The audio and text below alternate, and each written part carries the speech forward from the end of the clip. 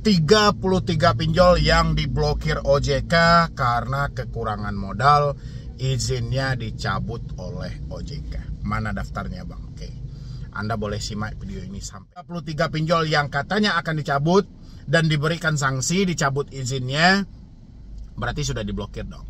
Berarti statusnya sudah ilegal. Kalau statusnya sudah ilegal, umumkan kepada masyarakat supaya masyarakat tidak salah lagi dan segera mungkin memberhentikan pembayaran.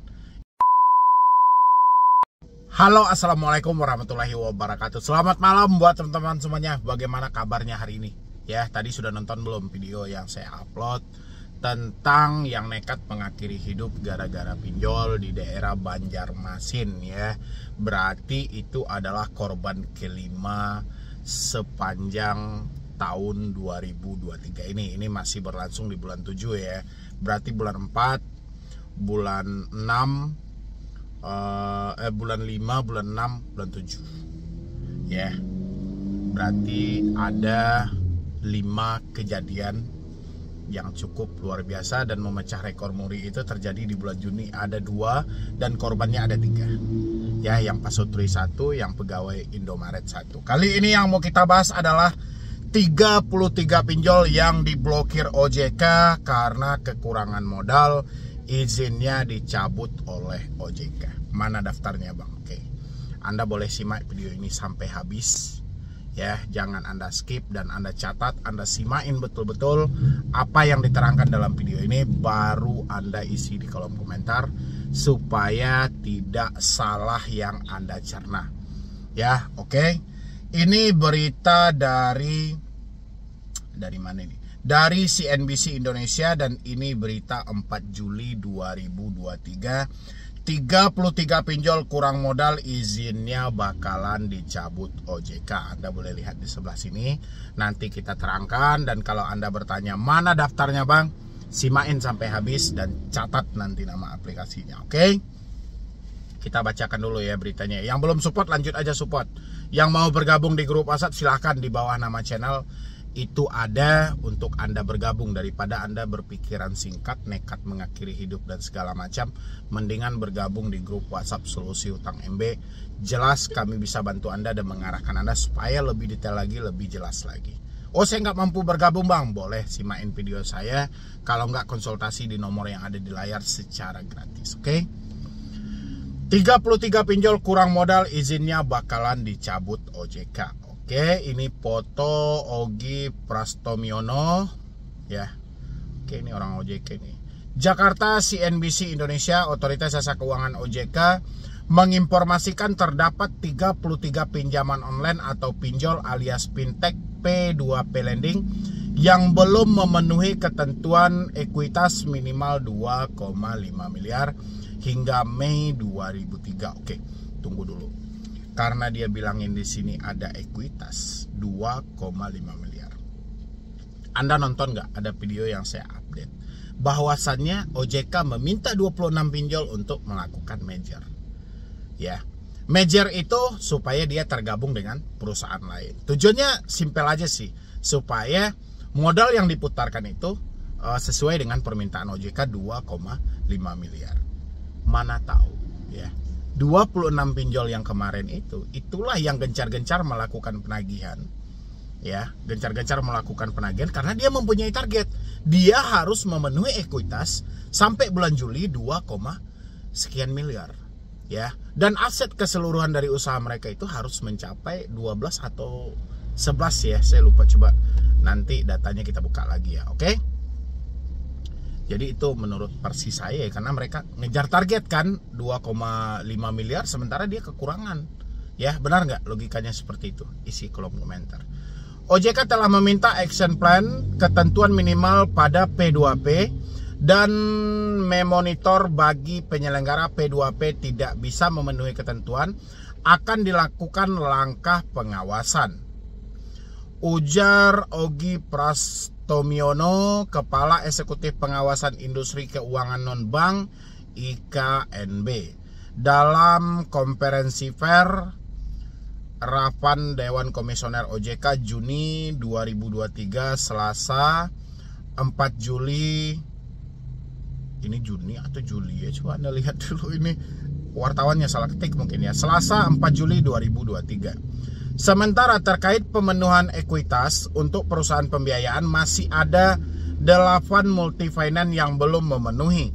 Sudah ada supervisory action dan melakukan enforcement bagi perusahaan yang belum memenuhi ekuitas perusahaan minimum. Oke, patut diketahui 2 bulan lagi pelaku fintech P2P lending atau pinjaman online atau pinjol wajib memenuhi kebijakan ekuitas minimum fintech P2P lending berdasarkan POJK 10/2022 yaitu sebesar 2,5 miliar. Direktur Pengawasan Direktorat Pengaturan Perizinan dan Pengawasan Finansial Teknologi Otoritas Jasa Keuangan DP3F OJK Tris Yulianta mengatakan kebijakan ini baru akan berlaku mulai per 4 Juli 2023. Ya sudah, berarti sekarang sudah tanggal 6 Juli, berarti sudah berlaku 2 hari. Mana pinjolnya yang sudah diblokir sebanyak 33 itu, sudah ada datanya atau belum? Ya, atau masih sedang membumingkan data terjadinya kemacetan di daerah DKI mencapai 10,35 triliun dengan jumlah warga yang macet mencapai 2,3 juta warga. Sementara data yang ada tahun 2021 yang disampaikan Bapak Presiden itu mencapai 68 juta warga. Berarti kalau hanya macetnya 2,3 berarti pinjol belum rugi dong. Pinjol masih untung dengan masih adanya 50 juta sekian lagi orang yang masih mentaati membayar, gitu kan. Ya, kita lanjutin dulu deh biar teman-teman nggak stres. Direktur Pengawasan Direktorat Pengaturan Perizinan Pengawasan Finansial Teknologi Otoritas Jasa Keuangan Tris Yulianta mengatakan kebijakan ini akan berlaku per 4 Juli. Ia pun mengimbau bagi penyelenggara yang belum memenuhi modal, pengawas telah meminta action plan pemenuhan ekuitas kepada penyelenggara tersebut dan dilakukan monitoring secara berkelanjutan. Ya. Bila pengusaha pinjol tidak dapat memenuhi ketentuan ekuitas minimum sampai dengan tenggat waktu yang telah ditetapkan, maka OJK akan mengenakan sanksi administratif hingga pemberhentian operasi. Ya, jadi jangan ditetapkan lagi. Ini sudah 2 hari loh. Mana data terbarunya, nanti coba kita cek ya, karena OJK kan e-government banget ya. Jadi dia itu selalu update status di Instagramnya. Nanti kita cek mana 33 pinjol yang katanya akan dicabut dan diberikan sanksi, dicabut izinnya, berarti sudah diblokir dong. Berarti statusnya sudah ilegal. Kalau statusnya sudah ilegal, umumkan kepada masyarakat supaya masyarakat tidak salah lagi dan segera mungkin memberhentikan pembayaran. Ya, dan kalaupun mereka diteror, mereka sudah bisa mengantisipasinya. Oke? Habis itu lagi, selain dari sanksi hingga pemberhentian operasi, dapat berupa peringatan tertulis, pembatasan kegiatan usaha atau pencabutan usaha. Mengenai sanksi tersebut juga telah diatur dalam POJK 10/2022 dengan adanya pentahapan, ungkap Tris kepada CNBC Indonesia pada Selasa 30 Mei 2023. Oke. Tris menegaskan pencabutan izin usaha merupakan sanksi tahap akhir. Ia berusaha menenangkan nasabah, pasalnya OJK juga mempertimbangkan kepentingan konsumen agar tidak timbul kerugian termasuk kehilangan dana yang masih tersisa di pinjol. Konsumen mana nih? Investor kah? Atau apa nih? Ya, apa yang mau dipertimbangkan? Kalau dia sudah tidak sesuai dengan syarat yang berlaku, ya sudah. Kalau cabut, ya cabut. Jangan ada lagi pertimbangan-pertimbangan. Ini korbannya makin banyak loh. Dalam bulan Juni aja ada sampai 3. Dan ini baru awal Juli nambah lagi 1. Bulan 4 juga ada kejadian. Berarti 5 korban telah dimakan dalam 3 bulan terakhir. Ya. Jadi jangan nunggu-nunggu lagi. Kalau memang sudah tidak layak, cabut. Ya. Jangan dibiarkan pinjol mencari modal kepada masyarakat. Ya. Pinjol kekurangan modal, tidak mampu memenuhi 2,5 miliar. Sekarang OJK, ya oke, sanksi terakhir kita cabut. Oke. Dan mereka dibiarkan begitu aja dan mereka mencari tambahan modal ke masyarakat. Dengan cara apa? Memeras, memberikan bunga yang cukup tinggi. Kalau tidak dibayar, dihadirkan dengan debt collector. diteror, diancam, dicaci maki. Mereka bingung, ya. Mereka bingung mau data disebar, mau dipermalukan dan segala macam. Makanya OJK jelas-jelas aja. Kalau cabut, ya. Ini kan sudah jelas, ya. Berarti ada 102 pinjol saat ini, dikurangin 33, berarti ada 69 pinjol yang masih bisa berjalan, ya. Ini kan 33 pinjol aja yang tidak memenuhi ekuitas yang disebut dengan 2,5 miliar tadi, ya. Berarti kita masih mempunyai stok 69 pinjol legal. Apa ini kurang? Ya. Rasa saya ini cukup. Belum lagi pencabutan moratorium. Ya. Kalau 33 diblokir, nanti yang masuk bisa jadi 63. Bisa masuk 100 pinjol lagi. Ya. Jadi OJK nggak usah tanggung-tanggung. Kalau memang tidak mencukupi, buang sesegera mungkin. Korban sudah banyak. Ya. Jangan seperti itu. Jadi jangan dibilang ini sanksi terakhir, pencabutan izin usaha sanksi terakhir. Mereka tidak memenuhi syarat kok. Sedangkan kita melamar jadi polisi, mendaftar jadi polisi, mendaftar jadi TNI. Kalau kita TMS tidak memenuhi syarat, ya sudah. Nggak ada cerita gitu loh. Ya, jangan main-main amplop. Jangan main-main ini segala macam. Kasihan masyarakat yang terjadi dampak di balik semua ini. Ya, OJK harus konsisten dengan hal ini. Kalau memang tidak memenuhi syarat, ya oke, cabut. Soalnya kepercayaan publik terhadap otoritas jasa keuangan sudah tidak ada lagi, sudah mulai memudar, ya. Jadi OJK PR-nya harus mencari lagi, mengambil lagi kepercayaan publik terhadap OJK mengawasi segi dari non bank khususnya pinjaman online, ya. Tapi kalau OJK nggak mau melakukan hal itu, ya sudah, oke. Pada prinsipnya, supervisory action yang dilakukan oleh OJK justru bertujuan untuk mencegah timbulnya pelanggaran ketentuan yang disebabkan karena keterbatasan kondisi keuangan dan memastikan perlindungan konsumen dapat tetap terpenuhi oleh penyelenggara. Jangan, ya, kayak mana dia bisa memenuhi kebutuhan konsumen sementara mereka kekurangan modal, yang pada akhirnya modal yang kurang tadi, ya, akan mereka ambil lagi dari masyarakat atau konsumen mereka. Kasihan, ya. OJK kok super tega sih.